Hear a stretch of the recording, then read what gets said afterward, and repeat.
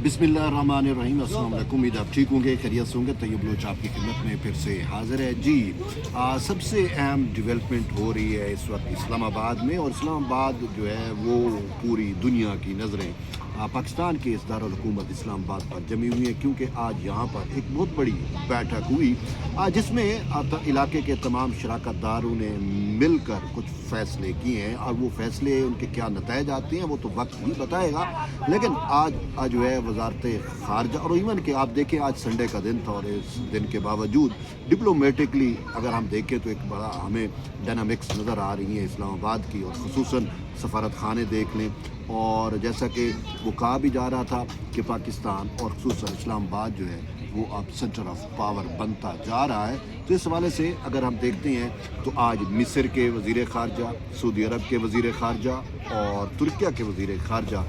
यहाँ पर थे, और उनको होस्ट कर रहा है पाकिस्तान। और आज बड़ी इस बैठक से जो है बड़ी उम्मीदें भी वाबस्ता की जा रही हैं, ख़ुसूसन जब हम खलीजी ममालिक और फ़ारिस यानी ईरान की जंग का तनाज़ुर देखते हैं, अरब इसराइल कन्फ्लिक्ट को देखते हैं, या अमेरिका और इसराइल मिलकर जो मुस्लिम वर्ल्ड के अंदर जो है वो जो साजिशें कर रही हैं, जो सहूनी साजिशें हैं, जो इस जंग को तूल देने की साजिशें हैं, और ये जंग जो है वो खलीजी ममालिक तक फैलाने की कोशिशें हैं। तो ये सारा मंजरनामा आपके सामने है, और फिर इसी को दुनिया ये कह रही है कि तीसरी जंग अजीम की तरफ जो है वो अब ममालिक बढ़ रहे हैं। तो इन सारे सिनेरियो के अंदर ये जो बड़ी बैठक हुई जिसमें 4 ममालिक के वज़राए ख़ारजा ने बैठकर अहम फ़ैसले किए, तो इन फ़ैसलों को जो है मैं जब मगरबी मीडिया देखता हूँ, इंटरनेशनल ऑब्ज़र्वर्स को देखता हूँ, तजिया निगारों को देखता हूँ, तो वो वाज़े तौर के ऊपर ये कह रहे हैं कि पाकिस्तान जो है वो मुस्लिम वर्ल्ड का एक नया उभरता हुआ नेटो स्टाइल इत्तेहाद जो है उसको लीड कर रहा है। और इस हवाले से इन 4 वज़ीर ख़ारजा की बैठक को भी वो यही कह रहे हैं कि ये नेटो यानी मुस्लिम ममालिक की एक किस्म की नेटो की तश्कील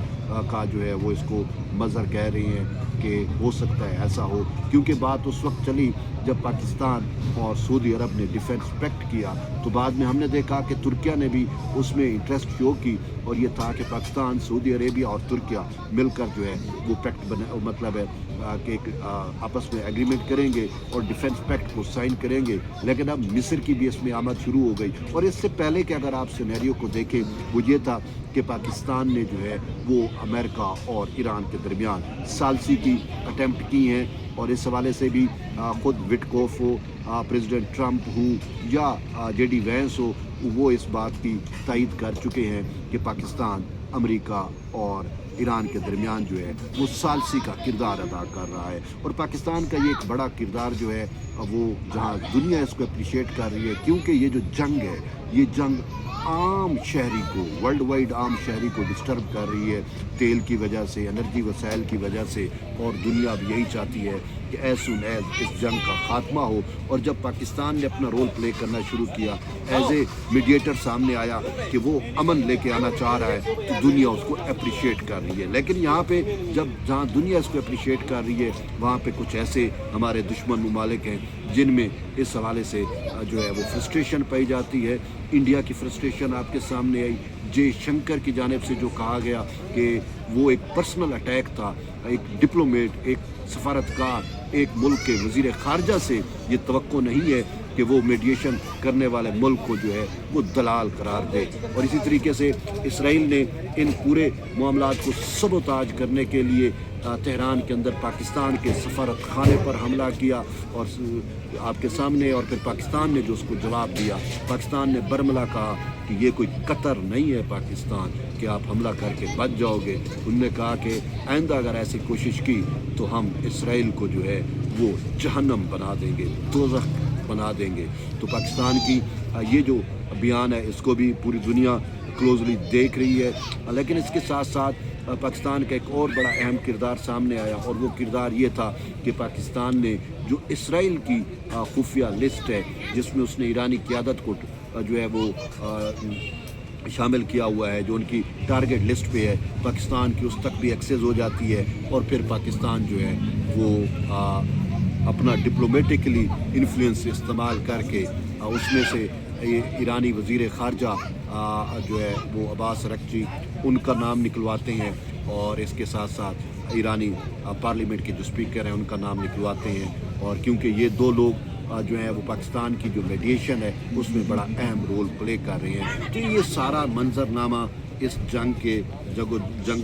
و جدل کے دور میں منظرنامے میں آپ کے سامنے عیاں تو ہو رہا ہے، لیکن ایک بات ہے جو بار بار سوشل میڈیا پہ بھی گردش کر رہی ہے، وہ ایک صوفی بزرگ